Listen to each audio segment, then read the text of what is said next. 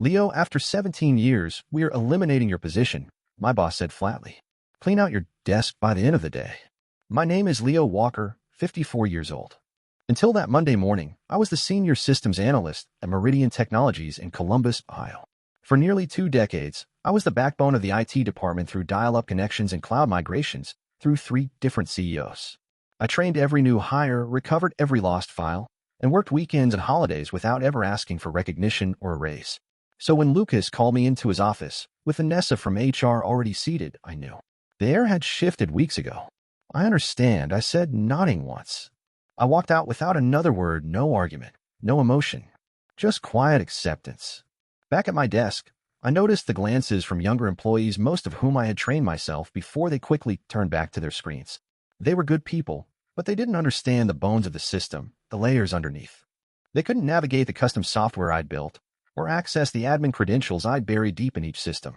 I started packing methodically, a family photo, the coffee mug my son made in high school, a cactus that had somehow survived 17 years under fluorescent lights.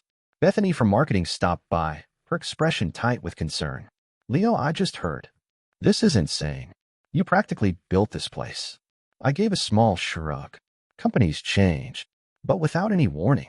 After everything you've done? Her voice was rising, drawing attention. It's fine, I said gently. It wasn't fine, but I wasn't about to cause a scene. As I walked out, Lucas stepped for his office to watch me leave. No handshake, no goodbye, just making sure I was gone. What they never realized was that I had quietly become the most critical person in the building. Not because I was brilliant, but because I was meticulous. Years ago, I'd implemented secure audit protocols at legal's request during a past scandal. I kept records. I had backups in my car. I sat for a moment in the parking lot, staring up at the 12-story building that had defined so much of my adult life. My security badge, surrendered just minutes ago, had been renewed 16 times. I started the engine and drove home. They had no idea what Wednesday would bring. I'd been with Meridian since it was 2 floors in a business park. Olivia, my daughter, had just started kindergarten. She's finishing grad school now. The company grew. I grew with it. I turned down offers from other firms because I believed in loyalty. My wife, Elena, used to joke that the servers were my second family. She wasn't wrong. I knew every system, every workaround, every hidden fix the executives never even noticed. The infrastructure I built carried the company through 3 acquisitions and countless tech shifts that upper management first embraced and abandoned. Lucas became my boss 5 years ago. A young MBA type who referred to our department as IT resources, not people. He loved buzzwords, streamline, efficiency, digital transformation code for cutting costs and doing more with less. In the beginning, I tried to help him see the complexity under the hood. The tangled systems that had grown with the company, layer by layer. We need to future-proof, he'd say in meetings, as always looking past me. 6 months ago, Lucas brought in a consultant named Caleb Porter, expensive suit, firm handshake, Stanford degree prominently featured on his LinkedIn profile. They'd meet in closed conference rooms, speaking in hushed tones whenever I passed by. 3 months ago, I noticed subtle changes to my access permissions, nothing major at first, just minor tweaks to my administrative controls. I could have pushed back, but I chose to observe instead, quietly documenting everything. You seem distracted lately, Elena said one evening as we sat on the porch. Is everything okay at work? I nodded, taking a sip of my beer. Just some changes. Nothing I haven't seen before. But this felt different. I was being edged out. Meetings went on without me. Emails about system upgrades no longer landed in my inbox. Projects I would have normally led were being handed off to newer team members. Then I found a company-wide memo detailing a modernization initiative, completely restructuring the IT department under new leadership. Caleb Porter. My role wasn't even listed on the new org chart. That same day, while running a routine security scan with those background tasks no one else paid attention to anymore, I noticed something strange. Repeated payments from our financial system to a vendor I didn't recognize. Apex Solutions Group. I did a quick search registered just last year. The listed business address pointed to a UPS store. The payments started small, but were steadily increasing month by month. I didn't say anything. I just took note, made copies, and kept watching. Sometimes the quiet man in the corner sees the most because everyone assumes he's seeing nothing at all. The morning after they let me go, I sat in my home office, staring at my personal laptop. No alarm, no rush hour traffic. Just silence and the heaviness of what had happened. Elena brought me a cup of coffee, setting it beside me wordlessly. After 19 years of marriage, she knew when I needed space. I'm heading to the store, she said later. Need anything? I shook my head. After she left, I opened the bottom drawer of my desk and pulled out a flash drive, one of several I kept secure. Company policy strictly forbade removing internal data, but years ago, when legal requested an audit framework to detect insider threats, I'd insisted on off-site backups. They approved it, then promptly forgot. I plugged the drive into my laptop and began combing through the files. Internal emails, confidential meeting notes, financial records no regular employee should have seen. There it was, a full trail of payments to Apex Solutions Group. Nearly $1.8 million over 18 months. The approval chain pointed directly to our CFO, Ethan Ramsey. I dug deeper, cross-referencing amounts and dates until the pattern snapped into focus. The payments coincided with software license renewals' legitimate expenses, but the amounts were inflated. Sometimes by 15%, sometimes by 20%. Just enough to avoid suspicion. Enough to pile up.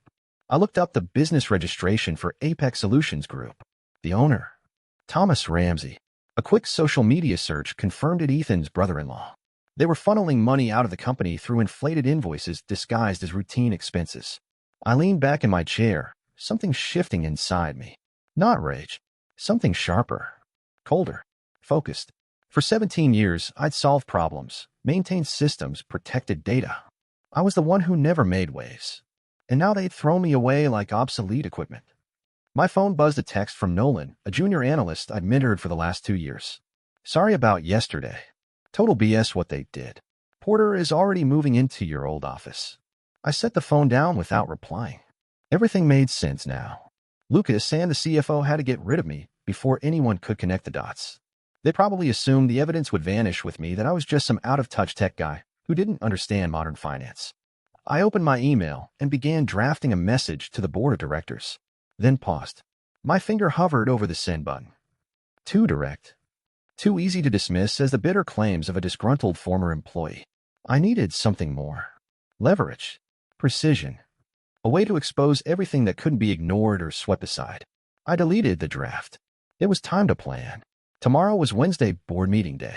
Quarterly financials, executive bonuses. The perfect window. I closed the laptop and walked to the living room window, gazing out over the neighborhood where we'd raised our kids, built our life. For the first time since yesterday, I smiled. Wednesday morning. I sat in my car across the street from Meridian's headquarters, watching employees file in through the revolving doors.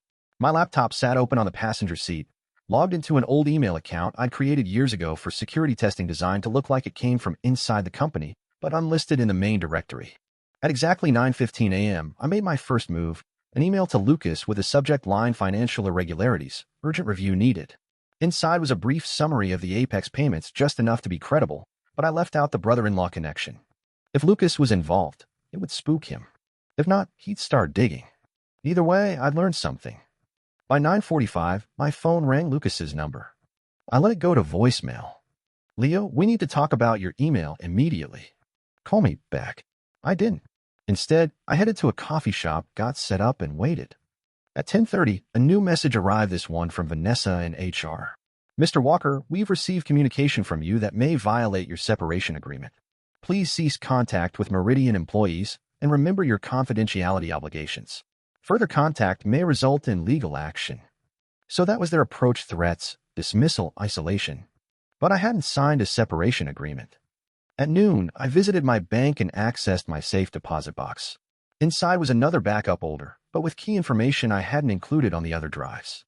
Among the files, my original security protocols with documentation of who had access to which systems and when changes had been made. According to the records, Ethan Ramsey had personally requested expanded access to the financial approval systems 18 months ago, right when the Apex payments began. Back home, I found 3 missed calls: Lucas, Vanessa, and now Caleb Porter. I hadn't expected him to act so quickly. Interesting. I checked my personal email. A new message from Nolan, marked urgent. Leo, they're saying you sent some wild email about financial fraud. Porter called an emergency meeting. Everyone's talking. They're pulling your access to everything, even archive stuff. We can't do our jobs. What's happening? Poor kid. Caught in the middle. I sent a short reply. Don't get involved, Nolan. Just watch. At 3 p.m., my home phone rang, a number I hadn't used for business in years. I answered but said nothing. Leo, it's Ethan Ramsey, came the steady, composed voice. We should talk about your concerns. I think there's been a misunderstanding. Is that what you're calling it? I asked. Look, transitions are never easy. If you have questions about company finances, there are proper channels like the board. I cut him off. No need. The board doesn't need to be burdened with operational details, right? I said. But I think they might be very interested in Apex Solutions Group. And your brother-in-law. His sharp inhale told me everything. You're making a serious mistake, he said at last. We can fix this generous severance, glowing references, whatever you need. Goodbye, Ethan, I said and hung up. Within 10 minutes, Vanessa emailed again. Suddenly, my severance package had doubled. Attached was a new agreement requiring my complete silence on all company matters. They were panicking now, but still believed this was about hush money. They had no idea what was coming. Thursday morning brought clarity and confirmation. I'd spent the night digging through years of data, connecting threads I'd missed before. The Apex scheme wasn't Ethan's first. 3 years earlier, shortly after he became CFO, another suspicious pattern emerged. Inflated consulting fees to a firm called Lakeside Business Solutions. Different names, same trick, payments for services that were partially rendered or never happened at all. Lakeside, I discovered, was registered to Charlotte Ramsey, Ethan's wife. She was listed as CEO of a company with no website, no staff, and a virtual office address. But the bigger revelation came from old emails. Lucas hadn't just known about these setups, he'd helped enable them. In exchange, his department got budget increases, while others faced cuts. He'd been brought in after the previous director began asking questions about IT expenditures. Even Caleb Porter wasn't just a passive player. His consulting firm had been hired outside the normal procurement process. His real job hadn't been modernizing IT, it had been removing the one person who might see through the financial patterns, me. The scheme was deceptively simple. Create vendors that looked legitimate. Approve inflated payments. Split the overages. Since some real services were rendered just at inflated rates, the fraud was hard to detect with standard audits. Over 3 years, they'd siphoned off nearly $4.3 million.